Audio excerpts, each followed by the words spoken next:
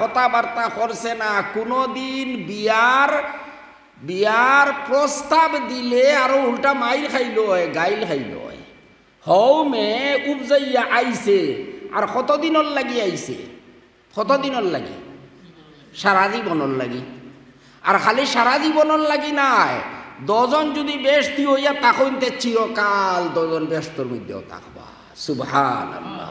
চিরকালর সঙ্গী আল্লাহ বানাই লইছেন মাত্র একটা রায় তুলা নিজের নফসরে কন্ট্রোল করার কারণে। সুবহানাল্লাহ। আন্দাজ পাইছেননি? আন্দাজ পাইছেননি? আর দুজখ গেলে কিলা যাইবা, খালি আঙ্গুল জ্বালানি হইব নি ভাই? আরও একটা ঘটনা হাদিস শরীফর আমি কইয়া শেষ করিলি। আর আমি আগেও কইছিলাম বা মাতিতাম নাই, আয়াত পড়িছি, তর্জমা তফসিরের দিকে আর যাইতাম নাই।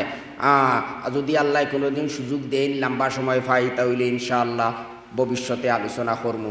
আজ আমি শুধু আরও একটা ঘটনা হাদিস শরীফও আইছি, ও ঘটনা সংক্ষেপে কইয়া শেষ করিলি। আর হাদিস শরীফও আইছে, নবীজিয়ে স্বপ্ন একটা দেখছেন, বড় আচরিত স্বপ্ন।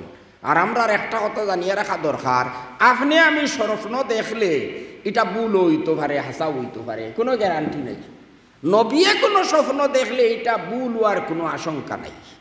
নবীয়ে স্বপ্ন দেখলে নবীর স্বপ্ন এটা আল্লাহর ওহী, এটা আল্লাহর পক্ষ থাকিয়া নিঃসন্দেহে। নবীজি একটা লম্বা স্বপ্ন দেখছেন।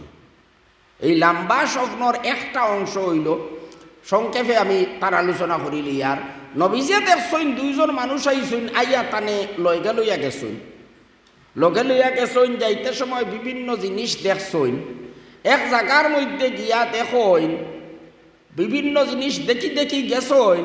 এক জায়গার মধ্যে গিয়া দেখেন একটা গাত, তুন্দুর যেটা রুটি বানাইবার, যেটা আপনার ও যে আপনার চুলা, আমরার দেশ ইটা নাই, আপনারা দেখছেন না, ইটা ইউপি বিহার হঠাৎ গেলে আপনারা দেখবা।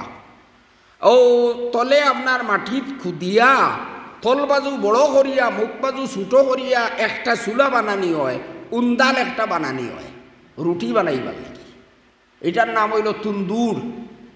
তে ও তুন্দুরের মতো একটা গাত, একটা বড় গাত, এটার মুখ বাজু ছোটো আর ভিতর বাজু বড়।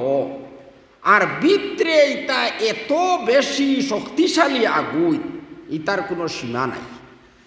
আর এই আগুনের মধ্যে বেঠিন আর বেঠাইন ওইটা খালি চিল্লাইতরা অনবরত। আর এটা সারা লেংটা উলঙ্গ অবস্থায় বেঠিন তরে আর বেঠাইন তরে ও গাতর মধ্যে ফালানি হইছে।